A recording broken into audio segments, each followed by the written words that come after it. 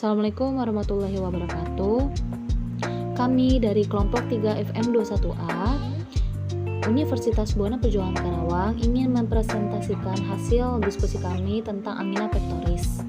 Sebelumnya, yang terhormat kepada Apoteker Maya Arfania S.Pharm MSc selaku dosen pengampu mata kuliah farmakoterapi. Di sini saya tidak sendirian, saya ditemani oleh anggota saya, yaitu yang pertama ada Khairul Haniatin dan yang kedua ada Novita Andriani. Selanjutnya, untuk materi pertama yaitu pengertian angina pectoris. Secara harfiah, angina pectoris biasanya disebut sebagai angina, berarti nyeri dada. Angina terjadi secara tiba-tiba ketika beraktivitas berat mengharuskan arteri meningkatkan suplai darah ke jantung. Arteri yang menyempit atau obstruksi tidak dapat memberikan suplai yang diperlukan. Akibatnya otot jantung terbebani. Angina pectoris. Angina pectoris adalah suatu sindroma klinis di mana pasien mendapat serangan sakit dada di daerah sternum atau di bawah sternum substernal atau pada dada sebelah kiri. Yang khas yaitu seperti ditekan atau serasa berat di dada yang seringkali menjalar ke lengan kiri. Kadang-kadang menjalar ke punggung rahang, leher, atau ke lengan kanan. Sakit pada dada tersebut biasanya timbul pada waktu pasien melakukan aktivitas. Coronary artery disease adalah penyakit kerusakan pada bagian arteri koroner. Angina pectoris serta infark miokard disebut ACS atau acute coronary syndrome atau sindrom koroner akut.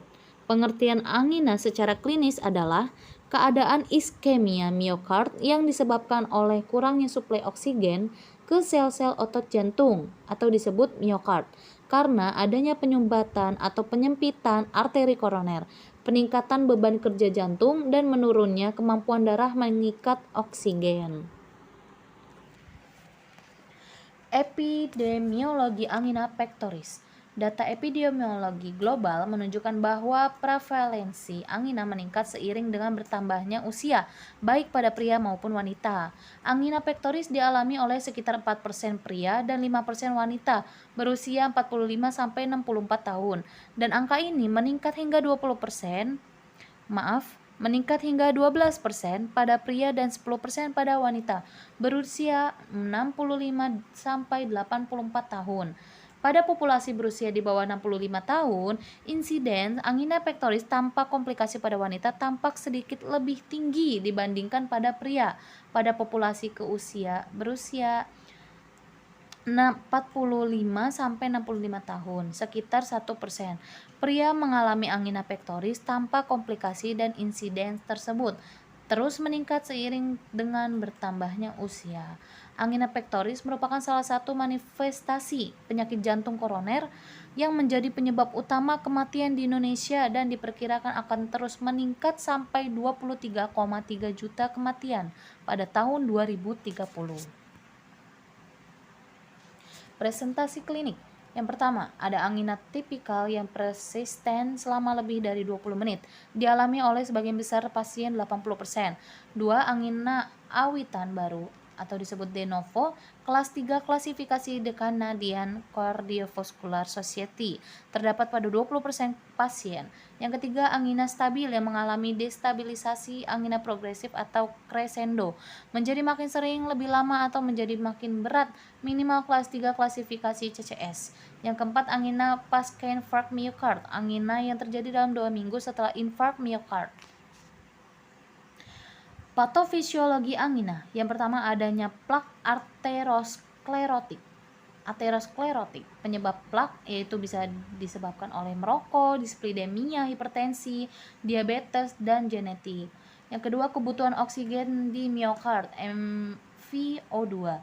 Penurunan pasokan oksigen ke miokard karena adanya plak aterosklerotik sehingga mempengaruhi aliran darah ke jantung. Catatan, kebutuhan oksigen di miokard berasal dari pelepasan norepinefrin oleh ujung saraf adrenergik di miokardium, latihan fisik, perubahan emosi maupun stres mental.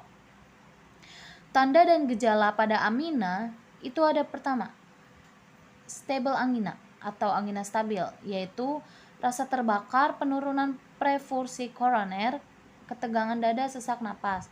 Untuk rasa terbakar di atas tulang dada, memancar ke rahang keliri, bahu, dan lengan.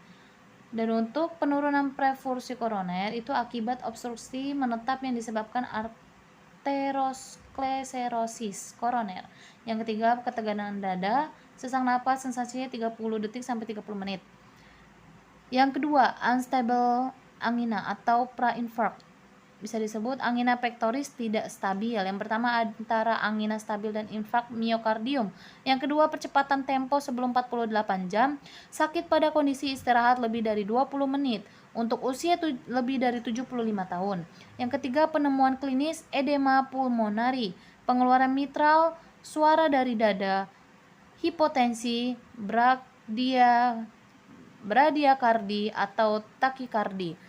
Yang ketiga ada angina varian. Itu yang pertama diakibatkan oleh spasme koroner. Yang kedua nyeri, biasanya tidak dikarenakan oleh pengerahan tenaga atau tekanan emosional atau lega dengan istirahat. Yang ketiga pola elektrokardiogram atau ECG menunjukkan cedera karena elevasi ST segmen daripada depresi.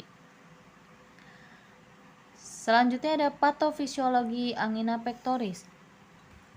Penyebab dari angina pectoris ini dapat menimbulkan intoleransi aktivitas yang menitik beratkan pada respon tubuh yang tidak mampu bergerak karena tubuh tidak mampu memproduksi energi yang cukup untuk aktivitas sehari-hari. Hal tersebut berdampak pada suplai ke jaringan sehingga terjadi hambatan pada proses metabolisme untuk menghasilkan energi sehingga kebutuhan energi yang dibutuhkan pasien tidak dapat terpenuhi dan mengalami kelelahan serta lemas. Selanjutnya akan dibacakan oleh pemateri 2 yaitu Novita Andriani. Selanjutnya yaitu ada faktor resiko. Faktor resiko yaitu ada umur, hipertensi, merokok, dislipidemia, diabetes mellitus, riwayat penyakit keluarga, faktor psikososial, bisa juga faktornya itu ada depresi, cemas, stres, dan ada juga kurangnya aktivitas fisik dan komorbid lainnya. Etiologi angina pectoris. Beberapa penyebab angina pectoris menurut yaitu satu yaitu ada faktor penyebab, kedua yaitu ada faktor predisposisi, ketiga yaitu ada faktor pencetus serangan.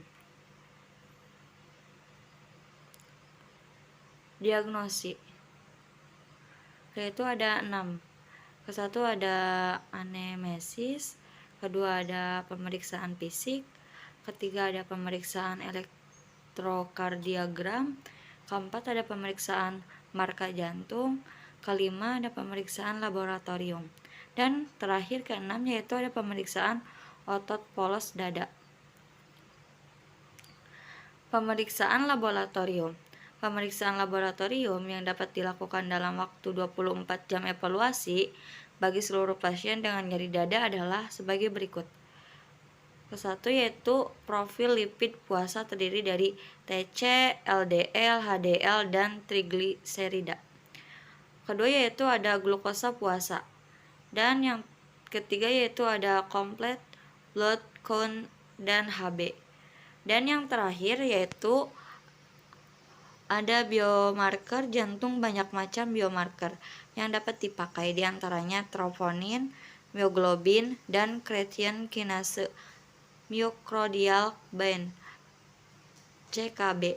Biomarker tersebut secara lebih spesifik dapat membedakan uap dengan NSTMI.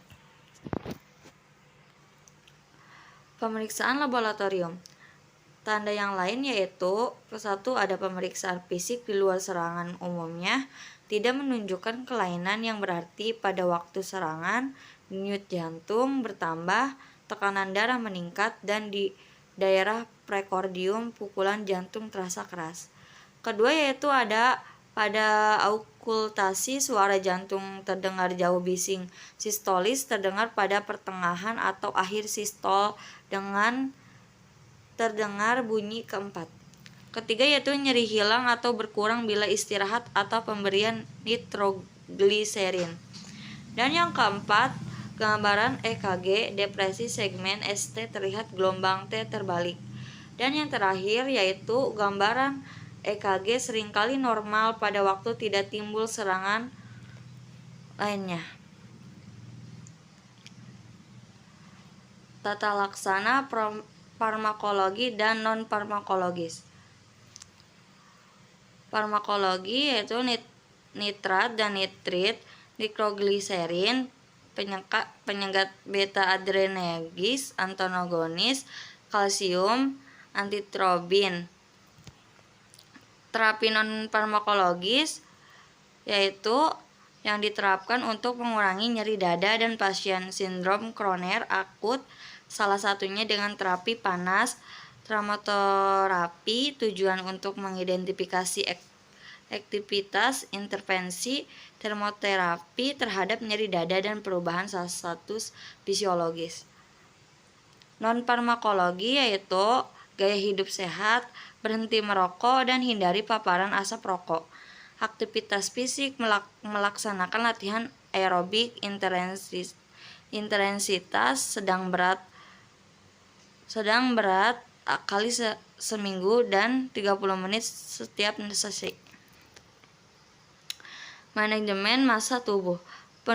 Penurunan massa tubuh direkomendasikan pada pasien yang berlebihan overweight dan obesitas untuk mendapatkan beberapa efek yang menguntungkan seperti penurunan tekanan darah, perbaikan dislipidemia, dan metabolisme glukosa. Mempertahankan tekanan darah sistolik 140 mmHg dan diastolik 90 mmHg untuk pasien angina dengan hipertensi. Ada juga manajemen lipid.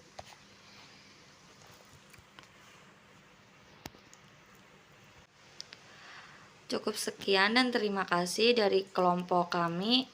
Kurang lebihnya mohon maaf. Wassalamualaikum warahmatullahi wabarakatuh.